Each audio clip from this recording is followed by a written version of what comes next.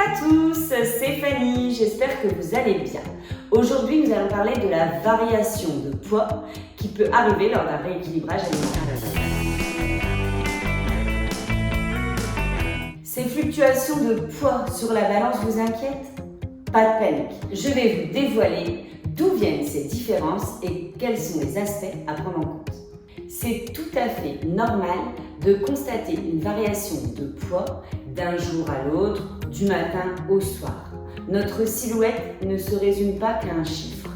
Les causes de ces variations de poids sont multiples. Je vous en donne 6. La première, c'est la rétention d'eau. L'élimination étant fluctuante, cela peut jouer sur le poids sur votre balance. La consommation excessive de sel également peut avoir une incidence sur votre poids. La deuxième cause, c'est le stress. Le stress va faire grimper le taux de cortisol et le cortisol est une hormone qui favorise la rétention d'eau dans les tissus. Pour combattre le stress, pensez à faire du sport, de la sophrologie, de la méditation ou à vous faire plaisir. Troisième cause, les fibres. Les fibres que l'on trouve principalement dans les légumes ou dans les produits complets tels que les pâtes complètes, le riz complet, etc.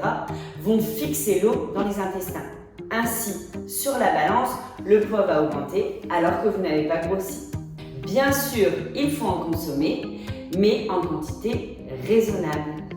Quatrième origine possible, un encombrement gastrique qui peut provoquer une constipation et un stockage fécal plus important. Ce n'est pas pour rien qu'on vous conseille de se peser le matin à jeun après être allé aux toilettes. Pour lutter contre une constipation régulière, je vous conseille de marcher régulièrement pour faire travailler vos intestins, de boire de l'eau tout au long de la journée et de manger 5 fruits et légumes par jour. Cinquième cause, les règles. Les femmes peuvent constater une augmentation légère de leur poids au moment de leur cycle. Sixième et dernière cause, l'activité physique, qui ne va pas être la même tous les jours. Et cela va avoir des répercussions sur votre dépense énergétique, forcément. Je vous conseille, si vous le pouvez, de marcher au moins 30 minutes tous les jours et de pratiquer une activité sportive 2 à 3 fois par semaine. Pour conclure, évitez de vous peser tous les jours. Je vous conseille de vous peser maximum 1 fois par semaine, ça suffit. Toujours le même jour, à la même heure, si possible le matin à jeun. Le poids ne doit pas devenir une obsession et influencer le contenu de votre assiette. Votre perte de poids doit être douce, elle n'en sera que plus facile. Et il n'y a pas que le chiffre, que le poids sur la balance, il y a aussi les vêtements où vous pouvez voir votre perte de poids, les mensurations qui sont importantes à prendre et les photos.